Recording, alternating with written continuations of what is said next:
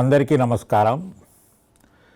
గుజరాత్ రాష్ట్ర ప్రభుత్వ ఆర్థిక సహాయము సౌజన్యంతో Indian institute of teacher education వారు నిర్వహిస్తున్నటువంటి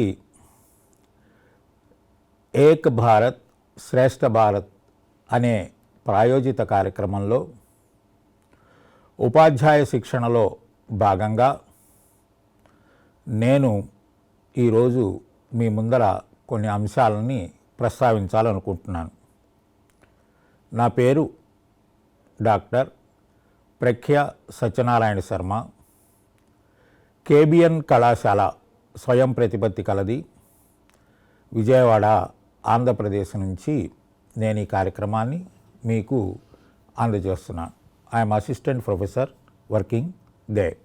ఈరోజు తెలుగు రాష్ట్రాల బీఈడీ సిలబస్కు అనుగుణంగా పాశ్చాత్య శాస్త్రవేత్తలు వారి కృషి, famous Indian mathematicians across the globe and their contributions అనే అంశాన్ని మనం తీసుకుందాం. ప్రాచీనమైనటువంటి సుమేరియన్, బాబిలోనియన్, ఈజిప్ట్, గ్రీక్, భారతీయ, మయాన్, చైనా, జపాన్, అరబ్ నాగరికతల్లో గణితము అనేటటువంటిది ఎలా ప్రారంభమైంది, ఎటువంటి అవసరాలతో అభివృద్ధి చెంది రూపాంతరం చెందిన తర్వాత ఒక శాస్త్రంగా ఇప్పటికీ రూపుదిద్దుకున్నది మనం పరిశీలించవచ్చు. అయితే ఈ నాగరికతల్లో ఒకదాని నుంచి ఒకటికి పరస్పరం గణితం చేరిన విధానం లేదా ప్రభావం చూపించిన అంశాలు కనుక మనం పరిశోధిస్తే లేక పరిశీలిస్తే అనేక కుతూహలం కలిగించే అంశాలు మనకు కనిపిస్తాయి. ప్రముఖమైన వ్యక్తులు ప్రకటించినట్లుగా మానవ నాగరికతకు అద్దం వంటిది గణితం అనే అంశం కనుక తీసుకున్నట్లయితే ఇందులోని విశేషాలు, స్వభావము, పరిధి, విస్తృతి, గణిత శాస్త్రజ్ఞుల కృషి, చారిత్రక అంశాల అధ్యయనం ఇవన్నీ కూడా ఎంతో అవసరమైనవి. వీటి అధ్యయనం మనకి మానవ నాగరికత పరిణామ క్రమాన్ని కూడా మన ముందర ఉంచడానికి అవకాశం ఉంది. థామస్ కార్లైల్ పేర్కొన్నట్టుగా ప్రపంచ చరిత్ర అనేది మహాపురుషుల జీవిత చరిత్ర. మరి గణిత శాస్త్రవేత్తలు కూడా అలాంటి మహాపురుషుల్లో ఒకరు కదా. కాబట్టి జీవిత చరిత్రని అధ్యయనం చేసే పద్ధతి అనే అంశాన్ని తీసుకున్నప్పుడు ఆ పద్ధతిలో గణితాన్ని నేర్చుకోవడము, బోధించటము అనేది ఒక మంచి గణిత బోధనా పద్ధతి అవుతుంది. కొన్ని చోట్ల విదేశాల్లో ఈ పద్ధతి అనుసరిస్తున్నట్లుగా మంచి ఫలితాలు ఇచ్చినట్టుగా కూడా మనం గమనించవచ్చు.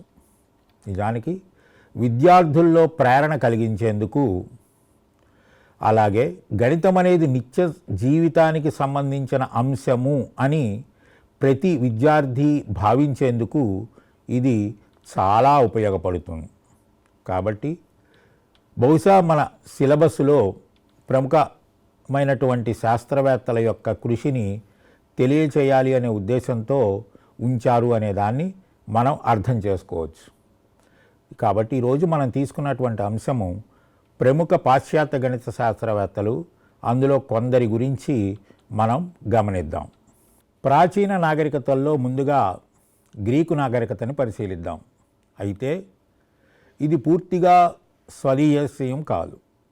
అనేక మంది, అనేక నాగరికతలు వేరువేరు సందర్భాల్లో గ్రీకుతో సంబంధం కలిగి ఉండటం వల్ల దీన్ని పూర్తి స్థాయిలో స్వదేశీ గణితం అనటానికి కూడా అవకాశం లేదు. అదేవిధంగా గ్రీకుకు చెందినటువంటి అనేక మంది నాగరికులు, మేధావులు అనేక ఇతర దేశాలకు వెళ్ళి అక్కడ అధ్యయనం చేసినట్లుగా, అందుకు తాము వారికి రుణపడి ఉండినట్లుగా కూడా తెలపడం జరిగింది. ఇలా అధ్యయనానికి వెళ్ళిన దేశాల్లో ఆసియా మైనర్, ఈజిప్ట్, మొదలైన దేశాలు ఉన్నాయని మనకి తెలుస్తోంది. కాబట్టి ప్రారంభ జ్యామితి ఏదైతే ఉందో దీనికి సంబంధించిన జ్ఞానాన్ని వాళ్ళు ఇతరుల నుండే గ్రహించినట్లుగా తెలుస్తోంది. అయితే అక్కడి నుంచి కొత్త శాఖలు ప్యూర్ మ్యాథమెటిక్స్, శుద్ధ గణితం, అప్లైడ్ మ్యాథమెటిక్స్, అనువర్త విజ్ఞాన శాస్త్రాలు ఇలాంటి అంశాల్లో ప్రత్యక్ష నిదర్శనాలు మాత్రమే తీసుకునేటటువంటి ఆలోచన నుంచి హేతువాదాన్ని వినియోగించేటటువంటి స్థితికి గణితాన్ని కూడా వాళ్ళు తీసుకెళ్ళడం జరిగింది. ఎప్పుడైతే ప్రత్యక్ష నిదర్శనాల కన్నా అందులోని అరూప భావనలకు అంటే ఆబ్స్ట్రాక్ట్ ఐడియాస్కి ప్రాముఖ్యత ఇచ్చారో గణితం అనేది కొత్త పుంతలు తొక్కటం జరిగింది. నిజానికి ప్రకృతిని అధ్యయనం చేయడానికి గణితం ఒక సాధనము అని వారు భావించేవారు. అంతేకాక గణితంలో అధ్యయనం కన్నా వాటిని తమ మేధస్సుని తృప్తిపరుచుకునేటటువంటి ఒక ప్రధాన ప్రయత్నంగా కూడా వాళ్ళు భావించినట్టు మనకి తెలుస్తోంది. ఇప్పుడు మనం థేల్స్ గురించి తెలుసుకుందాం. మైలిటస్ నగరంలో జన్మించాడు. ఒక వ్యాపారి, దేశాటనం చేసేవాడు. ఈజిప్ట్లో గణితాధ్యయనం కూడా చేశాడు. గ్రీసులో రేఖాగణిత ప్రారంభానికి ఇతనే ఆద్యుడు అని భావిస్తారు. ఉపపత్తి విధానము అనేది థేల్సే ప్రవేశపెట్టినట్టుగా మనకు అర్థమవుతోంది. ఖగోళ శాస్త్ర అధ్యయనం, సూర్యగ్రహణం, వృత్తము యొక్క వ్యాసము వృత్తాన్ని సమద్వికరణం చేస్తుంది అనే అంశం, అర్ధవృత్తంలోని కోణము లంబకోణము అనేటటువంటి సిద్ధాంతం, త్రిభుజంలోని కోణాల మొత్తం 2 లంబకోణాలు అనే అంశం, అదేవిధంగా ఒడ్డు నుంచి సముద్ర ఓడల దూరం లెక్కించే పద్ధతి, అంటే స్వరూప త్రిభుజాలు వాటి నిష్పత్తులు ఉపయోగించడం ద్వారా ఆయన నిరూపించాడు. ఈ అంశాలు మనకు అర్థమవుతున్నాయి. సాధారణంగా ప్రాచీన గ్రీకుల్లో 7 ప్రధానమైనటువంటి వివేకులు ఉన్నట్లుగా భావిస్తారు. అందులో మొదటివాడుగా థేల్స్ గౌరవం పొందాడు. థేల్స్ గ్రీకు నగరంలో ఎంత ప్రసిద్ధుడు అంటే దాదాపు అందరికీ తెలిసినవాడు. ఇక్కడ ఒక గమ్మత్తైన ఒక విషయం మనకు కనిపిస్తూ ఉంటుంది. ఒకరోజు థేల్స్ ఏదో ఆలోచించుకుంటూ నడుస్తూ ఉండగా మార్గమధ్యంలో ఉన్నటువంటి గుంటని గమనించకుండా అందులో పడిపోయాడు. అదే మార్గంలో వెళ్తున్న ఒక ముసలి స్త్రీ తను ఏం చేసింది అంటే, ఇక్కడ ఎవరో పడిపోయారు, అతనికి సహాయం చేద్దామని అతన్ని చెయ్యి అందించి పైకి తీసే ప్రయత్నంలో అతను థేల్స్ అనే విషయాన్ని గుర్తించింది. గుర్తించిన మరుక్షణమే, ఏమయ్యా థేల్స్, నువ్వు చాలా మేధావి, ఖగోళంలో ఉన్నటువంటి అంశాలని, నక్షత్రాలని, గ్రహాలని కూడా లెక్క పెట్టగలవు అని అందరూ అంటుంటారు. ఇదంతా అబద్ధమే. ఎందుకని అంటే, భూమి మీద ఎక్కడ గొయ్యుందో తెలియని నీకు ఆకాశంలో నక్షత్రాల గురించి తెలుసంటే నేను ఎట్లా నమ్మను అంటూ చమత్కారం చేసినట్లుగా ఒక ఎనక్టోడ్ ఉంది. సో ఆయన ఎంత ప్రసిద్ధుడు, అందరికీ తెలిసినవాడు అనటానికి ఇది ఉపయోగపడుతుంది. ఇక మనకి 10వ తరగతిలో థేల్స్ థియరం అని ఒక సిద్ధాంతం మనకు కనిపిస్తూ ఉంటుంది. దీన్నే బేసిక్ ప్రపోర్షనాలిటీ థియరం అని కూడా అంటారు. ప్రాథమిక అనుపాత సిద్ధాంతంగా కూడా తీసుకోవచ్చు. ఇందులో మనకేం తెలుస్తుందంటే, ఏదైనా ఒక త్రిభుజంలో ఒక భుజానికి సమాంతరంగా కనుక రేఖ గీసినట్లయితే అది మిగిలిన 2 భుజాలని ఒకే అనుపాతంలో అంటే ఒకే నిష్పత్తిలో విభజిస్తుంది అనే ఈ సిద్ధాంతాన్ని థేల్స్ కనుక్కున్నారు అని మనకు తెలుస్తోంది. వీరు ప్రారంభించినటువంటి అయానిక్ పాఠశాల ఏదైతే ఉందో దానిలో ఈ అంశాలతో పాటు ఒక శిష్య పరంపర సుమారు 100 సంవత్సరాల పాటు కొనసాగింది. అలాంటి వాటిలో దాదాపు చివరివానిగా చెప్పదగినవాడు ప్రసిద్ధుడు అనాక్సిగోరాస్. ఇతడు చంద్రుని మీద కాంతి సూర్యకాంతి పరివర్తనం చెందడం వల్ల మాత్రమే ఏర్పడుతోంది అనేటటువంటి సత్యాన్ని ప్రకటించాడు. ఇదే కాక చంద్రగ్రహణం ఏర్పడటానికి కారణాలు, అంతేకాక ఇతర గ్రహాల్లో కూడా మనుషులు ఉన్నారు అనే ఒక ప్రకటనతో పాటు వృత్తాన్ని చతురస్రీకరించే సమస్యలో మనకు కనిపించే అంశం ఏంటంటే πr² = a² కావాలి. ఈ కారణం వల్ల పై విలువని వీలున్నంత దగ్గరగా కనుక్కునేటటువంటి సమస్య. దీన్ని సాధించడానికి చాలా ప్రయత్నాలు అనాక్సగోరస్ తయారు చేసినట్టుగా తెలుస్తోంది. అయితే ప్రత్యేకించి ఈ థేల్స్ స్థాపించినటువంటి అయానిక్ పాఠశాలలో ఎక్కువ పురోభివృద్ధి లేకున్నప్పటికీ కూడా కొన్ని కొత్త ఆలోచన విధానాలకి ఆ సంస్థ ఉపయోగపడింది అనే అంశాన్ని మనం గమనించవచ్చు. నెక్స్ట్ పైథాగరియన్ పాఠశాలలోకి వెళ్దాం. ఈ పైథాగరియన్ పాఠశాలలో చాలా ఆశ్చర్యకరమైన విషయం ఏంటంటే సభ్యులు తాము ఏవైతే కనుక్కున్నారో వాటిని బయటి వారికి తెలియచెప్పకూడదు అనే ఒక నియమాన్ని కలిగి ఉండేవాళ్ళు. ఒక గణిత బోధన అకాడమీని పైథాగరస్ స్థాపించడం జరిగింది. అందులో సుమారు 300 మంది దాకా సభ్యులు ఉన్న సందర్భం కూడా ఉండేది. వీరందరూ గణిత విజ్ఞాన శాస్త్రాల్లో చాలా కృషి చేస్తూ ఉండేవాళ్ళు. అయితే ఇందులో ఎవరు ఏ సత్యాన్ని కనుక్కున్నా దాన్ని తమ ఆచార్యుని అంటే పైథాగరస్ పేరు మీదే చెప్పటం అనేది వాళ్ళకు సాంప్రదాయం. అందువల్ల కొన్ని సందర్భాల్లో చరిత్ర రాసేవాళ్ళు ఏది పైథాగరస్ కనుక్కున్నది, ఏది అతని శిష్యులు కనుక్కున్నది అనే అంశంలో కొంత సందేహాలకు లోనవుతూ ఉండేవాళ్ళు. అయితే 5 శీర్షాల నక్షత్రాన్ని వాళ్ళు వాళ్ళ యొక్క అకాడమీకి చిహ్నంగా పెట్టుకున్నారు.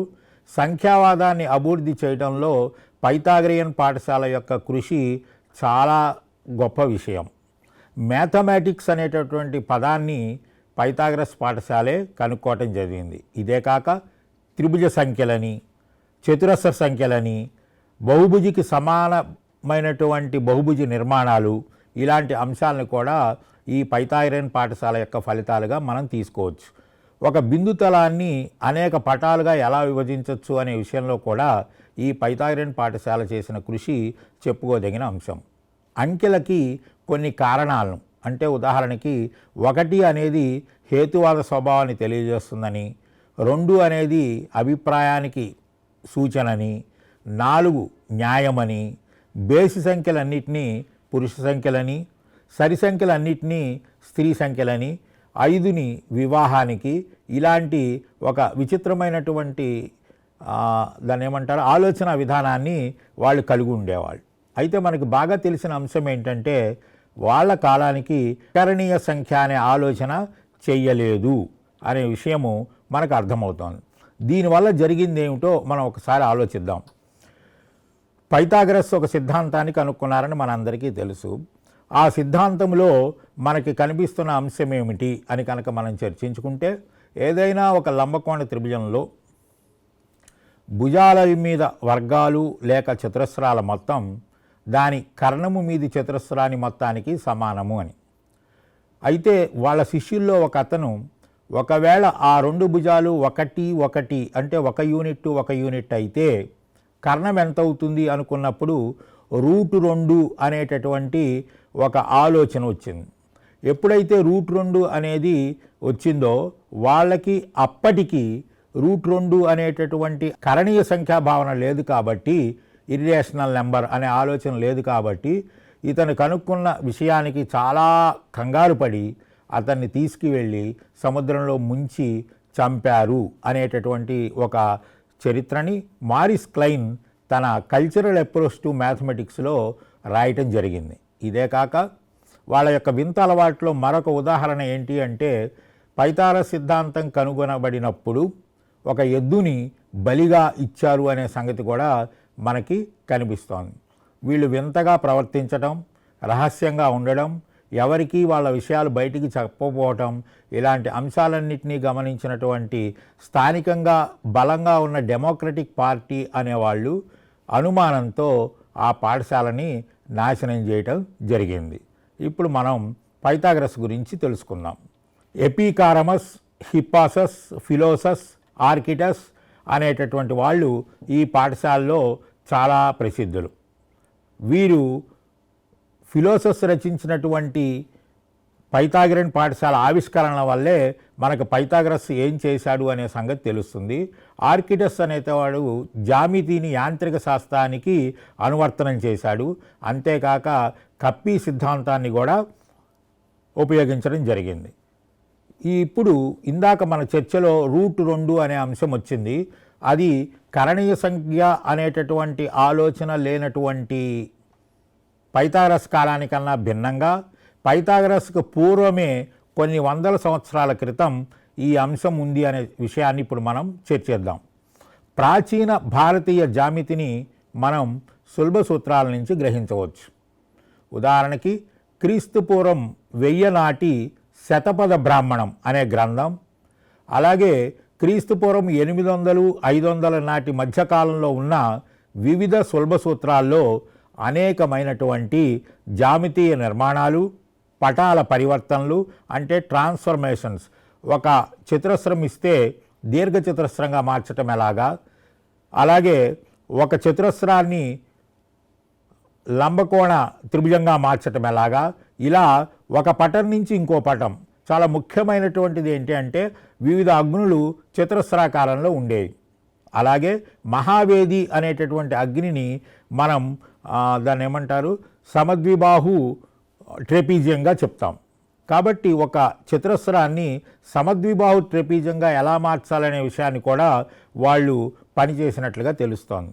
వీళ్ళలో ప్రసిద్ధులు బౌద్ధాయన, మానవ, ఆపస్తంభ, కాత్యాయన, ఇలా మొత్తం 8 మంది వాళ్ళు రాసినటువంటి సులభ సూత్రాలు ఏవైతే ఉన్నాయో అవి చాలా ప్రధానమైనవి. వీటి నుంచి మనం ఒక విషయాన్ని గమనించవచ్చు. ఇప్పుడు మీరు పటంలో చూస్తున్నటువంటి ఒక విషయాన్ని జాగ్రత్తగా చూడండి.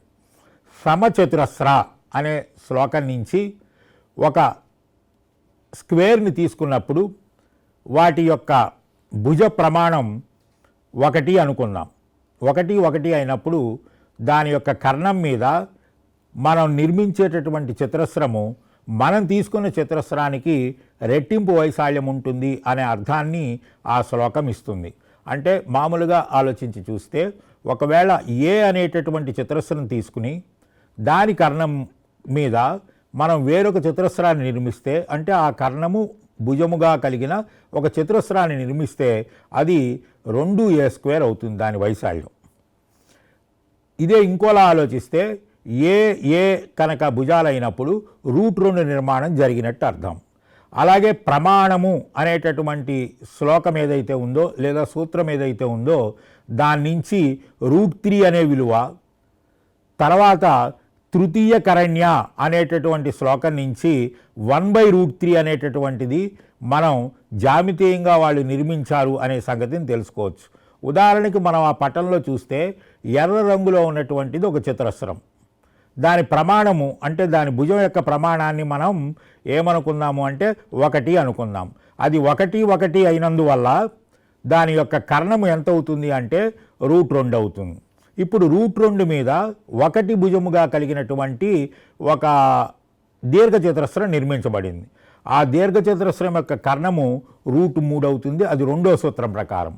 ఇప్పుడు ఆ √3 భుజంగా మనం మళ్ళీ చతురస్రం ఒకటి నిర్మించాం అనుకోండి. సో √3 భుజంగా కనుక ఒక చతురస్రాన్ని నిర్మిస్తే ఆ చతురస్రాన్ని పరస్పరము సమాంతరంగా ఉన్నటువంటి 3 అడ్డుగీతలు, 3 నిలువు గీతలతో దాన్ని 9 సమభాగాలు కనుక చేసినట్లయితే ప్రతి సమభాగపు యొక్క భుజం ఏదైతే ఉందో, యూనిట్ ఏదైతే ఉందో అది సహజంగా √3/3 కాబట్టి 1/√3 అవుతుంది.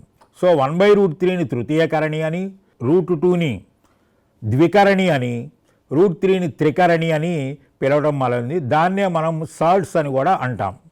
నెక్స్ట్ ఇంకొక విషయాన్ని కనుక గమనిస్తే ప్రమాణం తృతీయేన వర్ధతే అనేటటువంటి బౌద్ధాయన సులభ సూత్రంలోని ఒక సూత్రం √2 విలువని 5 దశాంశాల వరకు కనుక్కోవటమే కాక, ఉదాహరణకి మనం గమనించినట్లయితే దాని విలువ √2 = 1 ప్లస్ 1/3 ప్లస్ 1/3 × 4 అంటే హారంలో 3 × 4 మైనస్ 1/3 × 4 × 34 ఇంకా ఏదో ఉంది అని చెప్పే అర్థం వచ్చేట్లుగా సవిశేష అనే అర్థాన్ని ఇచ్చారు. దీన్ని బట్టి ఖచ్చితంగా క్రీస్తు పూర్వం 800 నాటికి భారతీయ సులభ శాస్త్రజ్ఞులు √2 విలువ అయితే ఏదైతే ఉందో అది ఖచ్చితముగా నిర్ణయించడానికి వీల్లేదని 5 దశాంశాల వరకు ఇచ్చి కూడా చెప్పారు. అంటే దాని యొక్క కరణీయ సంఖ్య అనే భావన వాళ్ళకి చాలా స్పష్టంగా తెలుస్తోందని అర్థం. ఈ పద్ధతిలో వాళ్ళు ఎలా కనుక్కున్నారు అంటే ఇప్పుడు మనం అనుకునే టానరీ ఆర్ ప్రాసెస్ ఏదైతే ఉందో అది వాళ్ళకి తెలుసు అంతకు మునిపే. అంటే వారి నుంచే వీళ్ళకి వచ్చిందా లేదా మనం చెప్పలేం, కానీ ఖచ్చితంగా టానరీ ఆర్ ప్రాసెస్గా తర్వాతి కాలంలో చాలా వందల ఏళ్ల తర్వాత మనం ఉపయోగించే ఆ శాస్త్రం ఏదైతే ఉందో అది ప్రాచీనులు, ముఖ్యంగా భారతీయులు చాలా పూర్వకాలమే ఉపయోగించారని అర్థం. ఇప్పుడు మనం పైథాగరస్ గురించి చెప్పుకుందాం.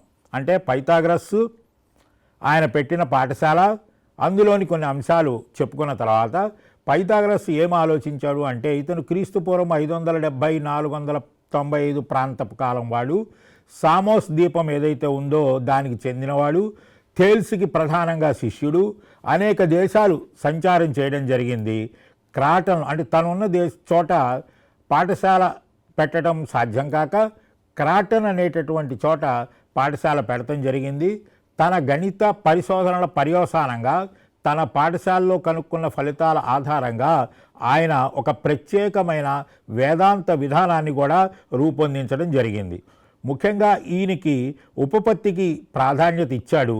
రేఖాగణిత నిర్వచనాలని స్పష్టంగా ఇవ్వటం జరిగింది. పటాల వైశాల్యాలు ఇవ్వటం కూడా జరిగింది. పదార్థానికి అనేక లక్షణాలు ఉంటాయని, ఈ లక్షణాలన్నిటికీ పూర్ణాంకాలే కారణం అన్నాడు. అంకగణితం, రేఖాగణితం, సంగీతం, ఖగోళ శాస్త్రాల అధ్యయనం చేయటంతో పాటు బోధన కూడా చేసేవాడు. లంబకోణ త్రిభుజ భుజాలు సార్వత్రికంగా m² + n² 2mn m² - n² రూపంలో ఉంటాయి అంటాడు. మనం జాగ్రత్తగా గమనిస్తే m² + n² హోల్ స్క్వేర్ అనేది m² - n² plus 2mn whole స్క్వేర్కి సమానం అనే విషయాన్ని కూడా మనం గమనించవచ్చు.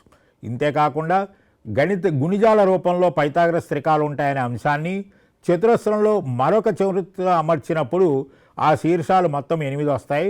వాటికి భౌతిక మూలకాలైనటువంటి గాలి, నీరు ఇవని, అలాగే మిగతా 4 శీర్షాలకి వాటి లక్షణాలని, చల్లగా ఉండడం, వేడిగా ఉండడం, ఇలాంటి ఆలోచనలు వాళ్ళు కలిగి ఉన్నారు అనే సంగతి మనం గమనించవచ్చు. ఘనాల్లో గోళము చాలా అందమైందని, సమతల పటాల్లో వృత్తం కూడా చాలా అందమైందనే సంగతి ఆయన చెప్పడం జరిగింది. అదే కాక ప్రాచీన భారతీయ ఆలోచన విధానమైన ట్రాన్స్మైగ్రేషన్ ఆఫ్ సోల్స్ అంటే ఆత్మలు స్థిరమని, ఒక ఆత్మ నశించదని, ఆత్మ ఒకరి నుంచి ఒకరికి వెళ్తుందని, అంటే ఒక రకంగా మన పూర్వజన్మ సిద్ధాంతం ఏదైతే ఉందో ఇలాంటి ఆలోచనలు, అలాగే మనిషికి మరణం అంటూ ఏమీ లేదని, ఇమ్మోర్టల్ అని, ఇలాంటి భారతీయ భావనలకు కూడా ఆయన ప్రకటించినట్టు తెలుస్తోంది. దీన్ని బట్టి మనకు అర్థమయ్యే విషయము, లేదా చరిత్రలో కొంతమంది పరిశోధకుల అభిప్రాయం ప్రకారము వివిధ దేశాలు సంచరించే అలవాటున్న పైథాగరస్ ప్రాచీన భారతదేశంలో ఆ కాలపు మేధావులకి దగ్గర కూడా కొన్ని విషయాలు నేర్చుకున్నాడు అని అంటూ ఉంటారు. ఈయన రూపొందించిన లేదా ఇచ్చిన కొన్ని ప్రత్యేకమైన అంశాలు ఏంటంటే, ఒకటి స్నేహ సంఖ్యలు. వీటిని మనం ఎమికబుల్ నెంబర్స్ అంటాం. ఒక ఉదాహరణ ఏంటంటే, ఈ రెండింటిని తీసుకున్నప్పుడు 220కి కారణాంకాలు కట్టండి, వాటికి వచ్చేటటువంటి కారణాంకాలన్నింటినీ 220 తప్ప మిగతా అన్నిటినీ కనుక కలిపినట్లయితే 224 వస్తుంది. అలా కాదనుకుని 224 కొన కారణాంకాలన్నీ తీసుకోండి, అవన్నీ కలపండి, మీకు ఇది వస్తుంది. అంటే ఈ రెండిట్లో మనకు గమనించే అంశం ఏంటంటే, ఒకదాన్ని ముక్కలు చేసి కలిపితే రెండో దాన్ని ముక్కలు చేసి కలిపితే మొదటిది వస్తుందని తెలుస్తోంది. కాబట్టి the numbers are so amicable, స్నేహ సంఖ్యలని చెప్పడం జరిగింది. మరొక ఉదాహరణ 1184, 1210 కూడా. అదేవిధంగా ఆయన పరిపూర్ణ సంఖ్యలు అన్నాడు. అంటే ఏదైనా ఒక సంఖ్యకి ఉన్న కారణాంకాల మొత్తము ఆ సంఖ్య తప్ప కలిపితే తిరిగి అదే సంఖ్య వచ్చినట్లయితే, ఉదాహరణకి 6 తీసుకోండి, 6 కొన కారణాంకాలు 1, 2, 3, 6ని పక్కన పెట్టేస్తే మళ్ళీ 1, 2, 3 కలిపినట్లయితే 6 వస్తుంది. అలాగే 28, ఇలా పరిపూర్ణ సంఖ్యలు, పర్ఫెక్ట్ నెంబర్స్. ఇది ఒక ఉదాహరణ. ఇప్పుడు మనం సులభ సూత్రాలు అనే అంశంలోకి వెళ్తాం.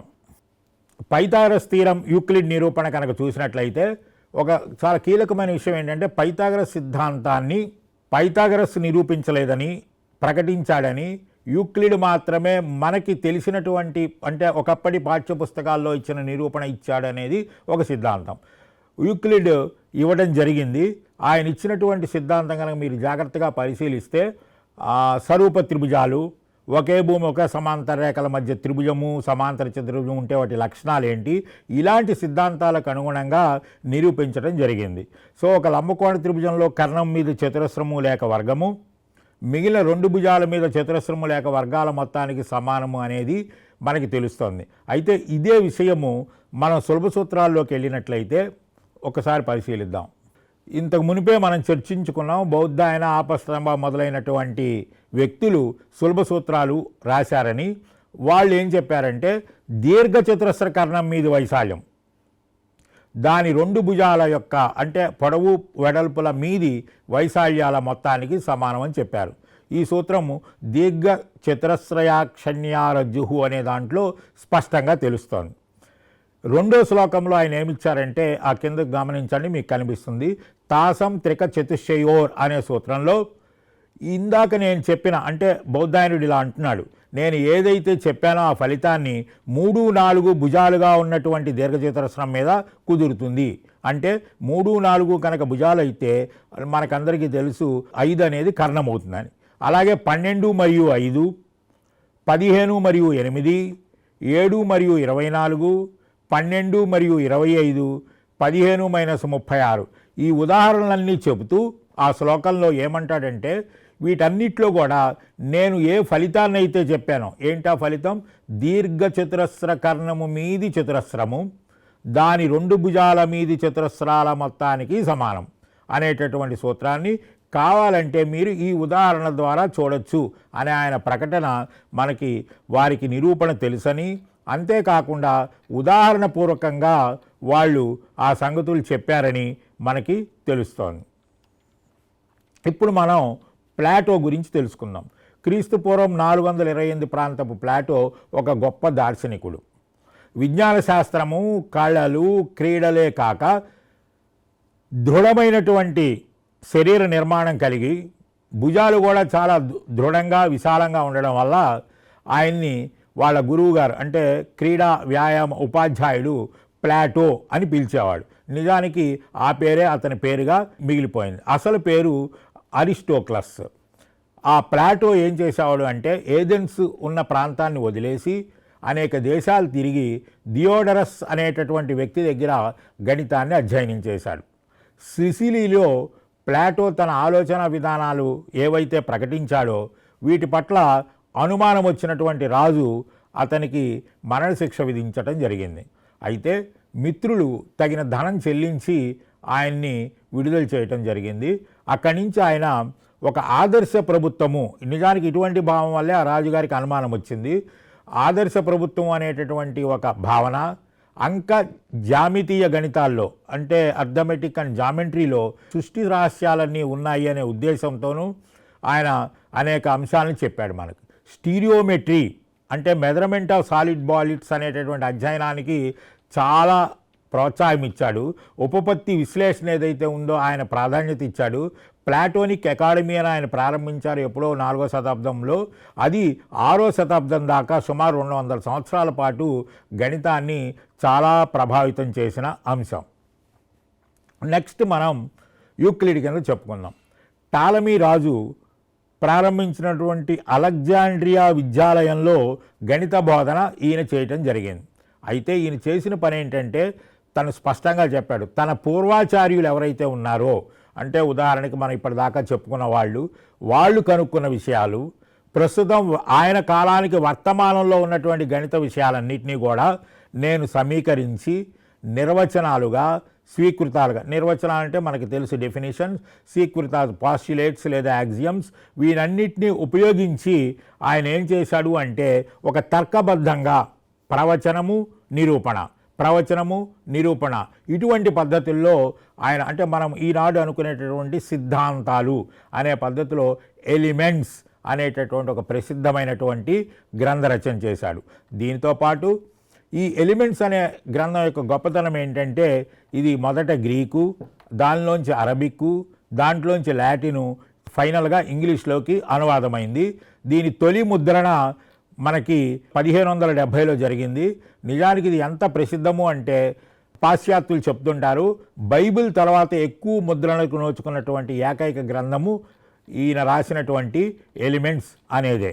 నెక్స్ట్ విషయంలోకి వస్తే ఈ ఎలిమెంట్స్లో ఈయన ప్రదర్శించినటువంటి ప్రత్యేకమైన అంశం ఏంటంటే అబ్రహం లింకన్ ఏమన్నాడంటే నేను ఎలిమెంట్స్ అనే గ్రంథాన్ని బాగా చదివాను కానీ గణిత శాస్త్రం కోసం కాదు, అందులో ఉన్నటువంటి తర్క వివేచన కోసం అని. అంత ప్రసిద్ధి పొందింది ఆయన రాసినటువంటి ఎలిమెంట్స్. తర్వాత యూక్లిడ్ గ్రంథము ఎలిమెంట్స్లో ఏమున్నాయి అనే విషయాన్ని మనం ఇప్పుడు పరిశీలిద్దాం. ఎలిమెంట్స్ అనే గ్రంథం మొత్తం 13 భాగాలుగా ఉంటుంది.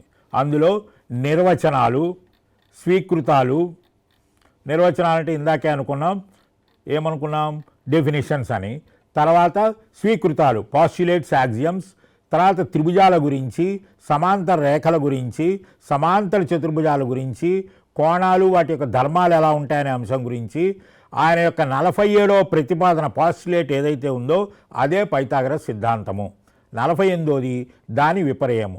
ఈ మొత్తం అంశాలతో ఆయన యొక్క మొదటి అధ్యాయం లేదా మొదటి భాగం ఏదైతే ఉందో అది పూర్తవుతుంది.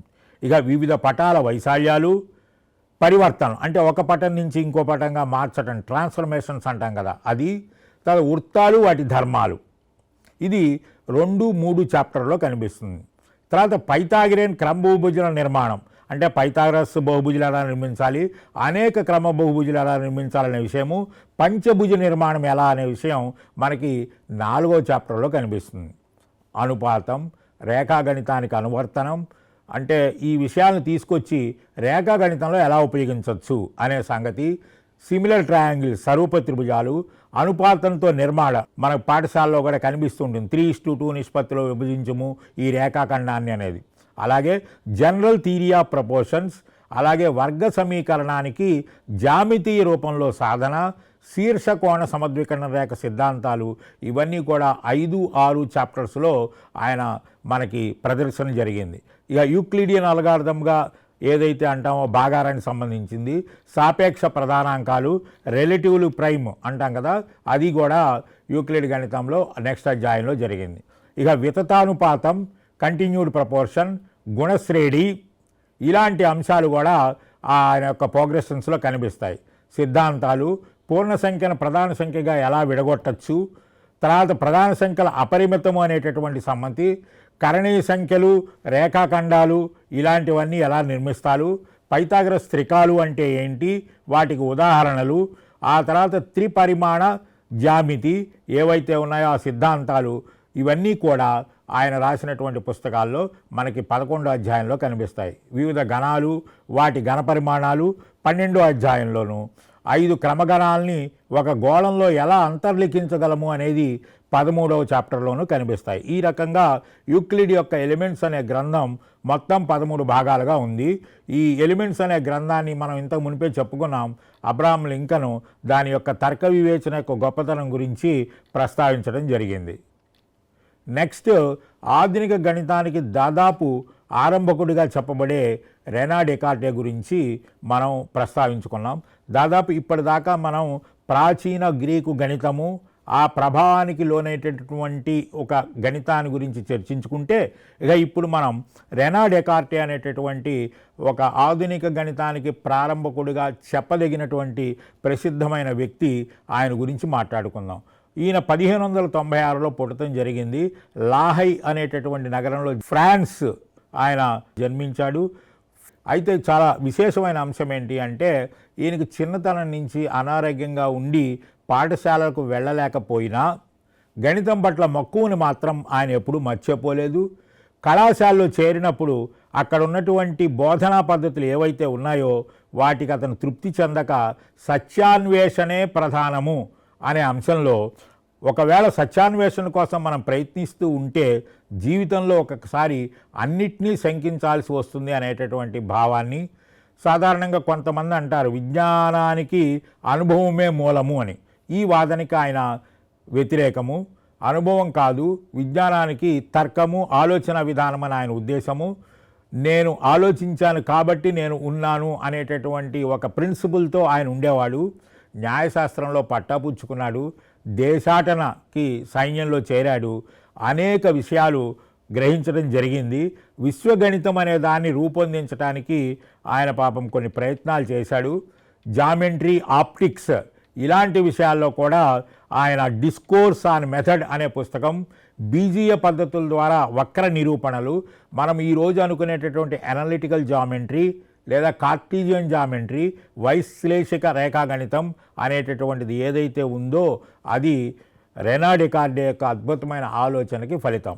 ఈయన ప్రయత్నిస్తూ ఉన్నటువంటి ఈ ఆలోచన పరిశుద్ధమైనటువంటి జ్ఞానము కోసం ఈయన అనేక గణిత శాస్త్ర పద్ధతుల్ని అధ్యయనం జరిగింది. కొన్ని సార్వత్రిక నియమాలని అన్వేషించే ప్రయత్నములో చాలా దూరమే వెళ్ళాడు. ఈయన యొక్క తత్వశాస్త్ర ప్రభావానికి లోనైనటువంటి రాజుగారు తన కూతురు క్రిస్టీనాకి తత్వశాస్త్ర అంశాలను బోధించమని చెప్పడం, ఇద్దరికీ అనువైన టైము ఉదయం పూర్వమే వెళ్ళవలసి రావడం, ఈ రకంగా ప్రతిరోజు ఉదయమే బయలుదేరి వెళ్ళి రావడం వల్ల సాధారణంగా చిన్నప్పటి నుంచి అనారోగ్యంతో ఉండే ఆ వ్యక్తి ఆ వాతావరణం పడక న్యూమోనియా వ్యాధితో 54 సంవత్సరాల చిన్న వయసులోనే మరణం చెందటం దుఃఖకరమైన విషయము. సో ఇటువంటి కటకాల వక్రము, తర్వాత ఆవిష్కరణకు మార్గము, ఈవెన్ 4th డైమెన్షన్ మ్యాథమెటిక్స్కి ఈయన కారకుడు. అది చాలా ప్రసిద్ధమైన విషయం. ఇక మనం ఈరోజు జార్జ్ కాంట్రా కానీ ఇంతకు మునుపు చెప్పుకున్నటువంటి రెనా డెకార్డే కానీ మన పాఠశాలలో ఉన్నటువంటి పిల్లలకందరికీ కూడా వాళ్ళ గణితంతో చాలా దగ్గర సంబంధం ఉంది. నిజానికి మనం చిన్నప్పటి నుంచి నేర్చుకున్నటువంటి గణితం అంతా కూడా యూక్లిడియన్ గణితమే. యూక్లిడియన్ గణితం నుంచి కొంచెం కొత్త పుంతలకి విప్లవాత్మకము అనేటటువంటి దానికి దగ్గరగా వెళ్ళే ప్రయత్నాల్లో మనకి రెనా డెకార్టే, జార్జ్ కాంట్రాలు కనిపిస్తారు. ఇక జార్జ్ కాంట్రా గురించి మాట్లాడుకుంటే ఆయన ఏమంటాడంటే, రష్యాలోని సెయింట్ పీటర్బర్గ్లో జన్మించాడు. గణితము, తత్వశాస్త్రము, ఖగోళ శాస్త్రము ఇలాంటి వాటిల్లో వేదాంత శాస్త్రము చాలా నిపుణులు. ఆధునిక గణిత అభివృద్ధికి ఆధారమైనటువంటి సమితి వాదన, సెట్ థియరీ అనేది ఇతని ఆలోచన. A set is a form of a possible thought అనేటటువంటి ఆలోచనతో ఈయన ఆధునిక గణితం అనేది ఒకదాన్ని రూపొందించాడు. ఈ గణితము మన ప్రస్తుతం మోడర్న్ మ్యాథమెటిక్స్ అనేక శాఖలుగా అభివృద్ధి చెందటానికి కారణమైంది. అయితే ఆయన పుట్టుక గురించి అంటే తల్లి ఒక దేశానికి చెందిన ఆవిడ, తండ్రి ఇంకో దేశానికి చెందినవాడి కాబట్టి ఈయన అంశాల బట్టి జర్మన్గానే తీసుకుంటారు. తండ్రి ఇతని దృష్టిలో పెట్టుకుని వేరే ఇంజనీరింగ్ కోర్స్ చదవమంటే తండ్రి కోరిక విరుద్ధంగా గణితానికే ప్రాధాన్యత ఇచ్చాడు. ఆ రకంగా మొదటి నుంచి సాధారణంగా అందరూ ఆలోచించే విధానాన్ని కాకుండా ఈయన కొత్త ఆలోచన విధానాలు కలిగి ఉన్నట్లు మనకు అర్థమవుతుంది.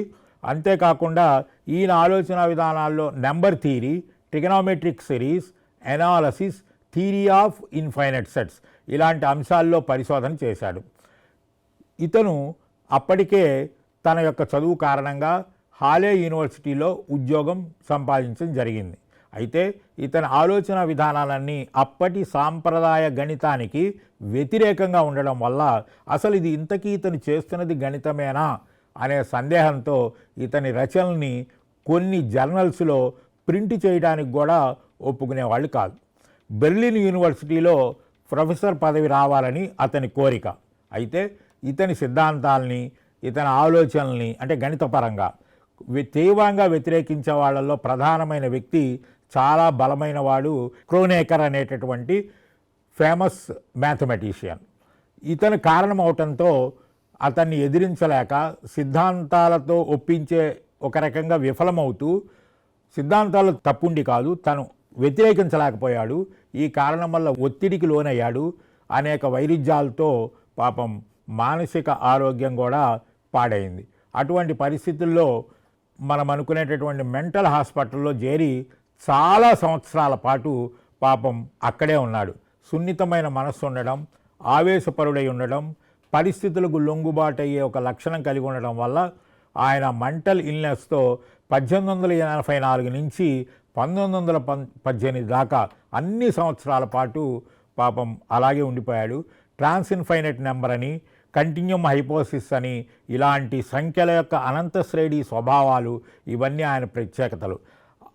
ఇలాంటి ఇంత ప్రసిద్ధమైనటువంటి ఆలోచన విధానాలున్న అకరణీయ సంఖ్యలకు సహజ సంఖ్యలకి మధ్య అన్వేక సంబంధం 1-to-1 కరస్పాండెన్స్ ఉంటుందనే విషయం ఈయన యొక్క ఆలోచన విధానాల్లో ఉన్నవి. ఇన్ని విప్లవాత్మకమైనటువంటి ఆలోచన విధానాలు కలిగి ఉన్న కాలక్రమేణా ఆయన సిద్ధాంతాలు సార్వత్రికంగా అంగీకరించే పరిస్థితులు వచ్చేసరికి 10 మంది గౌరవించే స్థితి వచ్చేసరికి అది కూడా గ్రహించలేని మానసిక అనారోగ్యంతో హాస్పిటల్లోనే ఉండడం జరిగింది. సో మనం ఆయన యొక్క ఆలోచనలోనే మనం ఆలోచిస్తే గణితం యొక్క సారము దాని స్వేచ్ఛలోనే ఉంది అని జార్జి కాంటర్ యొక్క ప్రసిద్ధమైన వాక్యం. కానీ ఆయన మాత్రము సామాజిక పరిస్థితుల కారణంగా స్వేచ్ఛగా బతకలేకపోయాడనే విషయాన్ని మనం గమనించవచ్చు. గణిత శాస్త్ర చరిత్ర అనేది ఇప్పటిదాకా కొన్ని అంశాలని మనం ప్రస్తావించుకున్నాం. వీటిని కనుక మనం గమనించినట్లయితే గణిత శాస్త్రము అనేది ఎలా అభివృద్ధి చెందుతోంది, గణిత శాస్త్రజ్ఞులు ఎటువంటి సమస్యలకు లోనైనప్పటికీ కూడా గణితం అభివృద్ధి పరిచేందుకు వాళ్ళ ప్యాషన్ ఎలా ఉంది అనేది మనకి ఉపాధ్యాయులకు కానీ విద్యార్థులకు కానీ ఖచ్చితమైనటువంటి స్ఫూర్తిదాయకమైన అంశం.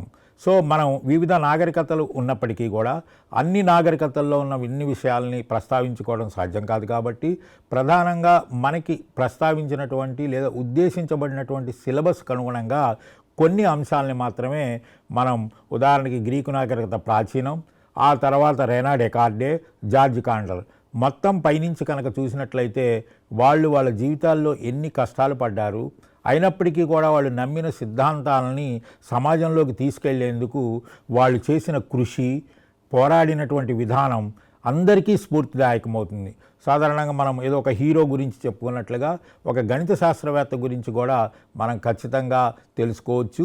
అందుకోసం ఉపాధ్యాయులు తప్పనిసరిగా గణిత శాస్త్ర చరిత్రని, అది అభివృద్ధి పొందిన విధానాన్ని, క్రానలాజికల్గా ఎటువంటి మార్పులకు లోనైంది, ఎక్కడ ఎటువంటి అభివృద్ధి ఉండడం వల్ల ఆ దేశం పైకి వచ్చింది, the prosperity of A state is directly linked to the prosperity of mathematics అంటాడు నెపోలియన్. ఇలాంటి అంశాలన్నింటినీ మనం దృష్టిలో పెట్టుకున్నప్పుడు గణిత శాస్త్రపు ఔన్నత్యమే కాక గణిత శాస్త్రము యొక్క చరిత్ర, దాని ప్రత్యేకతలు ఖచ్చితంగా స్ఫూర్తిదాయకంగా ఉంటాయి. గణిత శాస్త్రానికి ఏదో డ్రైగా ఉంటుంది అనే భావన నుంచి పోవడానికి నిజ జీవితానికి సంబంధించిన అంశాలని అందరికీ మనం స్ఫూర్తిదాయకంగా ఉండేందుకు ఉపాధ్యాయులు తప్పనిసరిగా గణిత శాస్త్ర చరిత్రను తెలుసుకోవడము, సందర్భానుసారంగా దాన్ని ఉపయోగించడం అనేది చాలా అవసరం. ఉదాహరణకి ఎవరైనా ఒకళ్ళు నేను ఇది తెలుసుకున్నాను కానీ ఎవరూ గుర్తించలేదని బాధపడే పిల్లలు కనిపిస్తారు. ఒకవేళ ఇంట్లో వాళ్ళు కానీ పాఠశాలలో వాళ్ళు కానీ అతన్ని గుర్తించకపోతే బాధపడుతున్న సందర్భాలు ఉంటాయి. నాయన ఇలా జరుగుతూ ఉంటుంది, జార్జ్ కాంటర్ జీవితంలో జరగలేదా? కాబట్టి మనం అలా సున్నితంగా తీసుకోకుండా మనం ఏది నిజమని నమ్ముతామో దాన్ని ఒప్పించేందుకు మనం ఎంత కఠినంగా ప్రయత్నించాలి. అలా చేయలేకపోతే ఎటువంటి ఇబ్బందులు ఉంటాయంటానికి వీళ్ళ జీవితాలు ఉదాహరణగా కూడా చెప్పచ్చు. ఇలా అనేక మంది ప్రసిద్ధమైన గణిత శాస్త్రజ్ఞుల చరిత్రలు తెలుసుకోవడం ద్వారా వాటిని అనువర్తనం చేసి సమాజానికి, మన విద్యార్థి లోకానికి ఉపయోగపడే విధంగా ఉపాధ్యాయులందరూ పనిచేయాలి. అందుకు ఇది ఉపయోగపడుతుందని నేను నమ్ముతున్నాను. ధన్యవాదాలు.